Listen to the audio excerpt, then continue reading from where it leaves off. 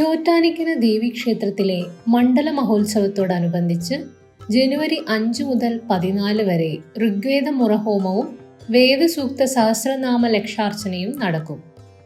മകരം 1 ജനുവരി 14 ലക്ഷദീപത്തോടെയാണ് ചടങ്ങുകൾ സമാപിക്കുക. ജനുവരി 3 കീഴ്ക്കാവ്, 4 കീഴെ ശാസ്താവ്, 5 ശിവൻ, 6 മേലെ ശാസ്താവ് എന്നീ നടകളിലാണ് അർച്ചന നടക്കുക. രാവിലെ 5 ഗണപതി ഹോമം, തുടർന്ന് കലശപൂജ. രാവിലെ 6 മുതൽ 8 വരെയും 9 മുതൽ 11:30 വരെയും വൈകുന്നേരം 4 മുതൽ 5:30 വരെയും ലക്ഷാർച്ചന നടക്കും. ദീപാരാധനയ്ക്ക് ശേഷം അതാത് ദേവന് കലശാഭിഷേകവും നടക്കും. ജനുവരി 7 മുതൽ 14 വരെ മേൽക്കാവിൽ ഋഗ്വേദ മുറഹോമം, വേദസൂക്ത സഹസ്രനാമ ലക്ഷാർച്ചന എന്നിവ നടക്കും. രാവിലെ 5 ഗണപതി ഹോമം, കലശപൂജ. രാവിലെ 6 മുതൽ 8 വരെയും 9 മുതൽ 11:30 വരെയും വൈകുന്നേരം 4 മുതൽ 5:30 വരെയും വേദസൂക്ത സഹസ്രനാമ ലക്ഷാർച്ചന നടക്കും.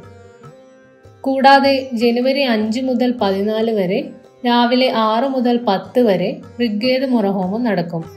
ജനുവരി 8 മുതൽ 14 വരെ രാവിലെ 7:30 കലശാഭിഷേകവും നടക്കും. അമ്മേ നാരായണ. എല്ലാ ദേവന്മാർക്കും, വിശിഷ്യ ചോറ്റാനിക്കര ഭഗവതിക്ക് ഏറ്റവും പ്രധാനമായിട്ടുള്ള വിശേഷമായിട്ടുള്ള ഒന്നാണ് വേദോപാസന. ഇവിടെ സാധാരണയായിട്ട് എല്ലാ മാസവും മുറ അഭിഷേകം, മുറ ജപം എന്നിവ നടത്തി വരാറുണ്ട്. കാരണം ഭഗവതി പ്രീതിപ്പെടുത്തുന്ന ഏറ്റവും വിശേഷമാണ് വേദോപാസന എന്നാണ് കേട്ടേക്കുന്നത്.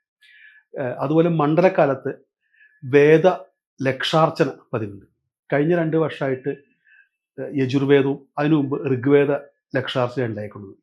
ഈ വർഷം പതിവിൽ നിന്ന് വ്യത്യസ്തമായിട്ട് ഈ ജനുവരി 5 തീയതി മുതൽ 14 തീയതി വരെ ഋഗ്വേദ മുറഹോമാണ് നടക്കുന്നത്. അതുപോലെ ജനുവരി 7 തീയതി മുതൽ 14 തീയതി വരെ വേദസൂക്ത സഹസ്ര ലക്ഷാർച്ചനയും നടത്തി വരുന്നുണ്ട്. അപ്പോൾ ഇത്രയും ഒരു മഹത്തായൊരു ഈ ഒരു മംഗളകർമ്മം ഇവിടെ നടക്കുമ്പോൾ എല്ലാ ഭക്തജനങ്ങളും ഇവിടെ എത്തി ഭഗവതിയുടെ അനുഗ്രഹങ്ങൾക്ക് പാത്രീഭൂതരാവാൻ അപേക്ഷിക്കുകയാണ്.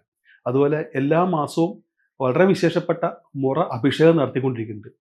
പല ഭക്തരും അവരുടെ ജന്മനാളുകളിൽ ഈ മുറ അഭിഷേകം വഴിപാടാക്കാറുണ്ട്, നടത്താറുണ്ട്. ഏറ്റവും വിശേഷമായിട്ടുള്ളൊരു ഇതാണ് വേദം കൊണ്ടുള്ള ഭഗവതിക്കുള്ള മുറ അഭിഷേകം.